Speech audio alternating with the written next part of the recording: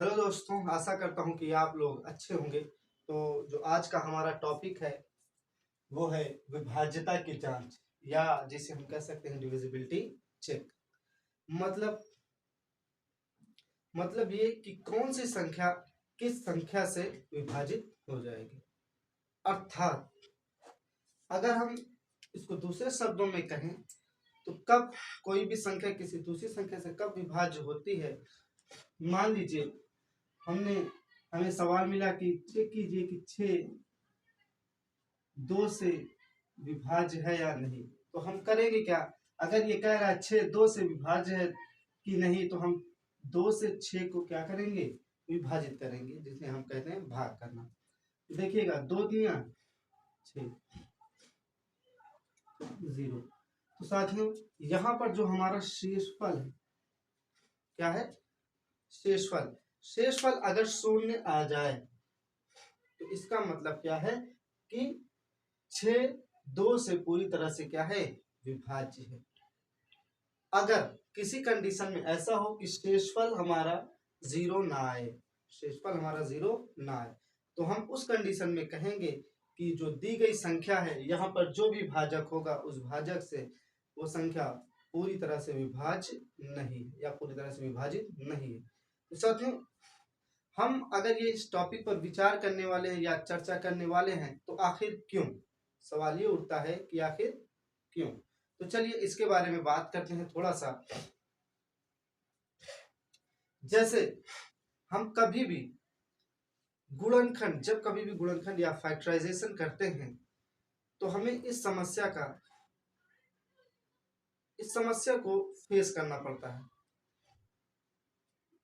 जब भी और गुणनखंड जब भी हम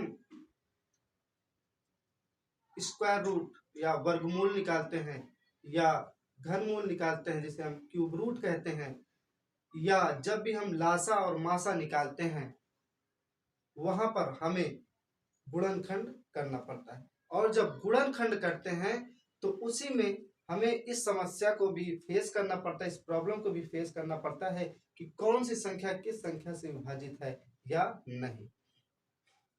आज हम इसी परेशानी पर आज हम इसी परेशानी का समाधान लेकर आपके सामने आए हैं और एक ऐसी ट्रिक लेकर आए हैं जिससे आपके लिए ये जानना आसान हो जाएगा कि कौन सी संख्या किस संख्या से आसानी के साथ विभाजित हो जाती है या डिविजिबल हो जाती है, डिविजिबल है या नहीं। तो चलिए शुरू करते हैं। तो सबसे पहले हम लोग चेक करेंगे 2 से। अगर आपने थोड़ा सा भी गुणनखंड का अगर आपको आइडिया है कि गुणनखंड होता कैसे है, और अगर नहीं आइडिया है तो मैं इस वीडियो के डिस्क्रिप्शन में उस वीडियो का लिंक दे दूंगा ताकि आप अच्छे से समझ पाए। तो चलिए शुरू करते हैं साथियों। सबसे पहले हम चेक करेंगे 2 से, कोई भी संख्या 2 से विभाज्य है या नहीं। तो हम कैसे चेक करेंगे? तो हम चेक करने का 2 तरीके हैं। सबसे पहले अगर हम कहें तो एक ही तरीका है, लेकिन 2 तरीके से चेक किया जा सकता है।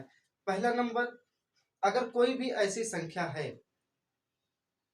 कोई बड़ी से बड़ी कोई भी संख्या, छोटी हो या बड़ी हो, तो उस संख्या के हम इकाई में जाएंगे। कहाँ जाएंगे? इकाई में। और इकाई के अंक में हम ढूंढेंगे अगर उस संख्या के इकाई का अंक सम है, जिसे हम इवन कहते हैं। सम मतलब होता है ऐसी संख्या जो 2 से विभाज्य हो जाए, अर्थात जिनका शेषफल 0। बात आई समझ में? जैसे 2 4 6, जैसे आप यहाँ देख सकते हैं 2 4 6। अगर ये सब आपको उसके इकाई के अंक में मिल जाए तो वो संख्या क्या हो जाएगी? 2 से विभाज्य हो जाएगी। दूसरी बात, चलिए इस पर एक उदाहरण ले लेते हैं। जैसे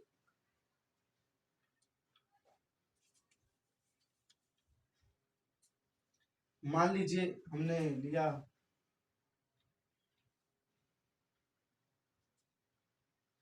हमारा संख्या है 26। एक 2 अंकीय संख्या है, पहला अंक है, दूसरा अंक ये। ठीक है, तो हम यहाँ क्या देखते हैं? जो हमारा इकाई का अंक है वो दाएं तरफ से देखते हैं, तो ये हमारा है इकाई और ये है दहाई। तो इकाई का अंक क्या देखते हैं? यहाँ पर क्या है? 6 है। और 6 क्या है? जो कि हमारा एक सम संख्या है। तो इसका मतलब यह है कि यह संख्या 2 से आसानी के साथ कट जाएगी। कैसे? अगर हम इसे देखें तो 2 से 2 एक कम 2, 0 और ये 6, 2 तिया 6। यहाँ पर देख रहे हैं हम शेषफल हमारा 0 आ गया। इसका मतलब है ये 26 जो है हमारा 2 से डिविजिबल है, अर्थात जो हमने कहा था वो हमारा जो ट्रिक है वो सत्य है, वो सही है। ठीक, दूसरी कंडीशन आती है साथियों, दूसरी कंडीशन आती है जब भी कि कोई भी अंक बड़ा से बड़ा या छोटा छोटा कोई भी अंक हो, उसका इकाई का अंक शून्य हो जाए। जैसे 10, 20, 30 आप यहाँ देख सकते हैं 10 का भी इकाई का अंक 0 है, 20 का भी इकाई का अंक 0 और 100 का भी इकाई का अंक 0। तो अर्थात ये संख्याएं भी 2 से विभाजित हो जाएंगी, अर्थात उनका शेषफल शून्य हो जाएगा। बात आई समझ में साथियों। अब दूसरे नंबर पर हम चलते हैं कि कोई भी संख्या कब 3 से विभाजित होती है। तो हम देखेंगे जब भी कोई भी संख्या कितना भी अंक हो तो उनके अंकों का अगर योग करें, उनके अंकों का योग करने पर जो भी आए, अगर वो योगफल हमारा 3 से विभाजित हो जा रहा है तो अर्थात हम ये कहेंगे कि वो संख्या भी हमारा 3 से विभाजित हो जाएगी। जैसे हम यहाँ पर देख रहे हैं 4158, तो अगर हम इसके अंकों को जोड़ें 4 + 1 + 5 + 8 तो हमारा यहाँ हो जाएगा 4 1 5 5 5 10 8 18, तो जो कि योगफल आया हमारा 18।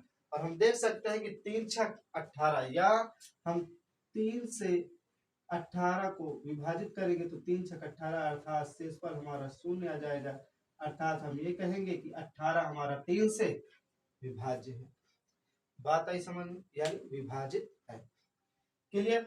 वैसे ही हमारे पास और भी उदाहरण है, जैसे 90 60 63 75, अगर हम इनके भी अंकों का योग करें जैसे 75 का, तो हमारे पास आता है 7 + 5, इसका मतलब 7 5 12 12 3 चौक 12, जो कि 3 के पहाड़े में आ रहा है, अर्थात जब 12 हमारा 3 से विभाजित है तो ये 75 भी हमारा 3 से विभाजित होगा। बात है समझ में, आप इसको चेक कर सकते हैं, जैसे भाग करके आपको भी यही रिजल्ट दिखाएगा, शेषफल हमारा 0। तीसरे नंबर पर आता है 3 के बाद 4, कि कोई भी संख्या कब 4 से विभाजित होगी। तो जब भी हम कोई संख्या देखेंगे तो उसके जो लास्ट के अंतिम के 2 यानी इकाई और दहाई अंकों को मिलाकर जो संख्या बन रही है, अगर वो 4 से विभाजित है तो वो दी गई संख्या भी हमारी 4 से विभाजित होगी। तो जैसे उदाहरण है हमारे पास 136,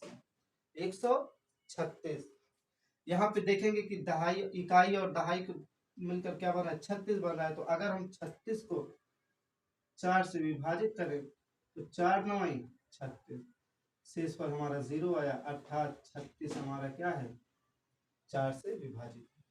इसका मतलब क्या है, 136 भी हमारा 4 से विभाजित होगा।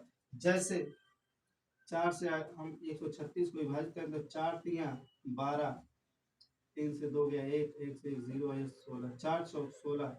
आप यहाँ देख सकते हैं शेषफल हमारा 0 आया और आंसर आया 34। बात है समझ में साथियों।